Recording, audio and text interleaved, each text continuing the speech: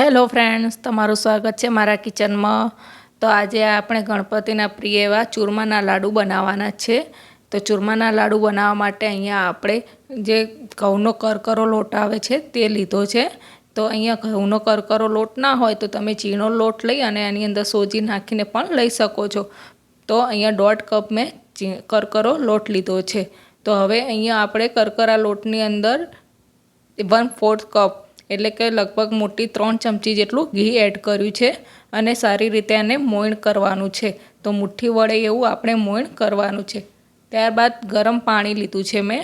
તો ગરમ પાણીને લઈ અને થોડું પાણી એડ કરીને કઠણ એવો લોટ બાંધવાનો છે। તો તમે જોઈ શકો છો કે આપણે કઠણ લોટ બાંધ્યો છે। હવે એ લોટના આપણે મુઠિયા બનાવવાના છે। તો તમે જોઈ શકો છો કે આ રીતે આપણે બધા જ મુઠિયા બનાવી લેવાના છે। હવે આપણે મુઠિયાને તળવા માટે ગરમ ઘી મૂકશું।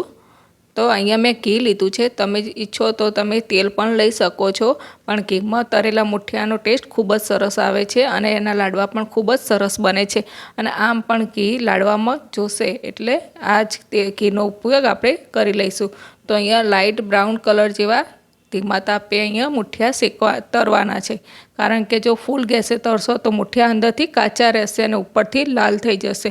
તો તમે જોઈ શકો છો કે આપણા મુઠિયા સરસ એકદમ શેકાઈ ગયા છે, ઉપરથી ક્રિસ્પી અને અંદરથી સોફ્ટ। તો અહીંયા લાડવામાં નાખવા માટે હું ઝીણા કાજુ બદામ 2-3 ચમચી લીધા છે, તે ઝીણા સમારી લઉં છું અને 3-4 ઇલાયચી પણ ફોલી નાખું છું। હવે અહીંયા આપણે ગોળનો પાયો કરવાનો છે, તો એના માટે 1 કપ જેટલો ગોળ ઝીણો સમારી લેવાનો છે। તો લગભગ 1 કપથી થોડોક ઓછો મેં અહીંયા ગોળ લીધો છે। હવે અહીંયા આપણે ગોળને થોડો સાઈડમાં મૂકશું અને મુઠિયાને થોડા ઠંડા થવા મૂક્યા હતા।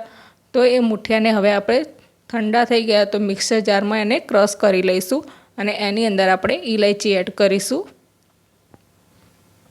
અને મિક્સરમાં ક્રશ કરી લઈશું। તમે અહીંયા મિક્સરમાં જો થોડુંક મોટું રહી ગયું હોય તો ચાળણીથી ચારી શકો છો, પણ મારે અહીંયા ચારવાની જરૂર ન હતી, કારણ કે એકદમ સરસ રીતે ક્રશ થઈ ગયું હતું।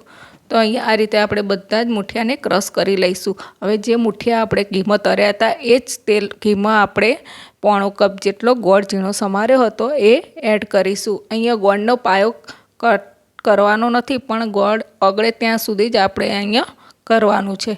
તો આ રીતે ગોળ ઓગળે એટલે જે આપણે ચૂરમાના લાડુનું મિશ્રણ કર્યું હતું એની અંદર આપણે એડ કરી લઈશું અને થોડું અત્યારે ગરમ હશે તો થોડી વાર ઠંડુ થવા દેવાનું છે અને ત્યારબાદ અહીંયા ડ્રાયફ્રૂટ એડ કરશું અને આ રીતે થોડુંક મીડિયમ ઠંડુ થાય ત્યાં પછી આપણે 2 હાથ વડે એને લાડુ બનાવવાના છે। તો આ રીતે આપણે હાથથી સારી રીતે મિક્સ કરી લઈશું અને તમે જોઈ શકો છો કે અહીંયા ઘી બરોબર છે। તમને કોરું લાગે તો તમે બીજું ઘી પણ એડ કરી શકો છો। હવે અહીંયા લાડવામાં મેં ખસખસ લીધી છે, તમે એની અંદર પણ નાખી શકો છો અને લાડવાની ઉપર પણ લઈ શકો છો। તો આપણે અહીંયા નાના લુવા લઈ અને ગોળ લાડવા બનાવીશું અને એની ઉપર ખસખસનું કોટિંગ કરીશું। તો એ આપણા લાડવા દેખાવામાં ખૂબ જ સરસ લાગશે।